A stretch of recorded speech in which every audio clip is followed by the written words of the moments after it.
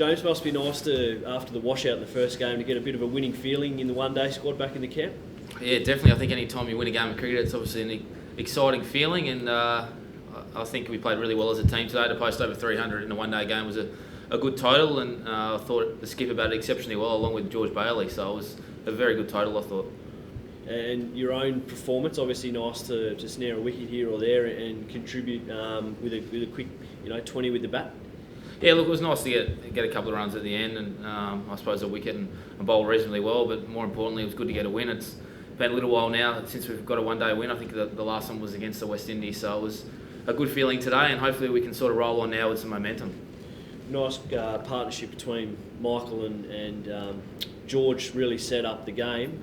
It must be good to have those guys performing really well through the middle order. Yeah, definitely. I think Bales in particular has batted exceptionally well so far the last probably 18 months to 24 months for Australia in one-day cricket. I think he averages 40, 45. So another really solid innings from him today, all over the ground, and then obviously Michael as well chipped in with a pretty handy 100. So it was a very pleasing total.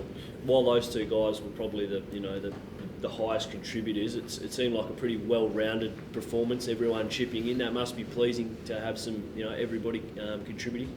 Yeah, definitely. I think every time we go out, we're trying to obviously make a good total, and today we didn't get off to the best start, losing Sean in the first over of the game, but after that I thought we pulled it back nicely and batted really well through the middle overs. And I think that's when we really dominated the game today. So George batted exceptionally well with Michael.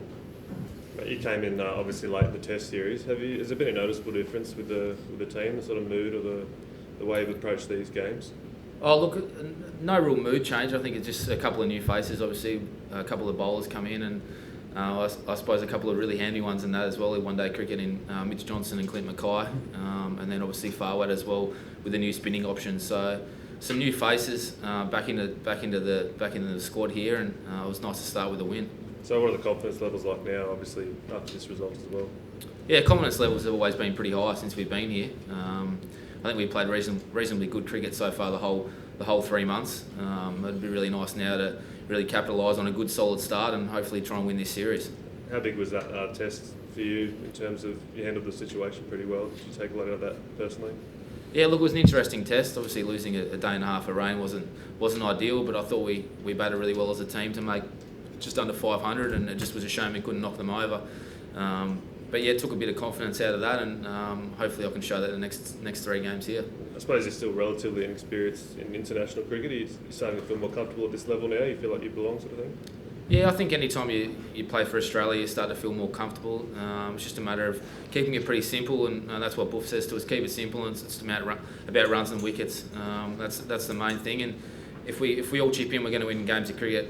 So that's what we're all doing at the moment. Yeah. How impressed have you been by Mitchell Johnson? He's looking pretty sharp up for these first couple of games. Yeah, definitely. Mitch has brought some really good energy to the group, and today I thought he bowled exceptionally well. He hit the 90 miles an hour mark on numerous occasions and really ruffled up the top order. So I thought he bowled really well on a pretty slow sort of wicket. I think you got a good sort of balance there now in the pace attack, in the one-day format especially.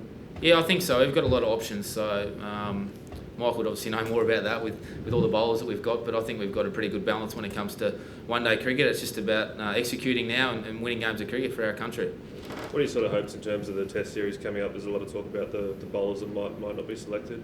Are you hopeful of holding onto your spot there? Do you think it's going to be pretty competitive with the other boys coming in? Yeah, look, I think everyone's hopeful and trying to hold onto their spot, but at the moment I'm concentrating on the one-day cricket, and then obviously after that we'll see what happens. But at the moment it's everything. All my attention is on this series and trying to win some games of cricket for my country. How big is this going into the rest of the series? Do you feel like you got the upper hand on England now? Maybe the pressure's on them a little bit? Yeah, look, I think if you ask both teams, I think any time you play a series, whether it's a one-day series or Test series, the first couple of games really dictate how the series is going to go. So I suppose they had the upper hand when it came to the Ashes, winning the first Test, and hopefully now we can take full advantage of winning this first ODI. What would it mean to finish off on a higher note, I guess? Is it sort of some momentum you can take out of here into the India tour and beyond? Yeah, definitely. Definitely the feeling in the group. We don't want to go home empty-handed. I think we've played some good cricket now for the last couple of months, and it's our time now to really put our foot on the throat and win these last 3 games.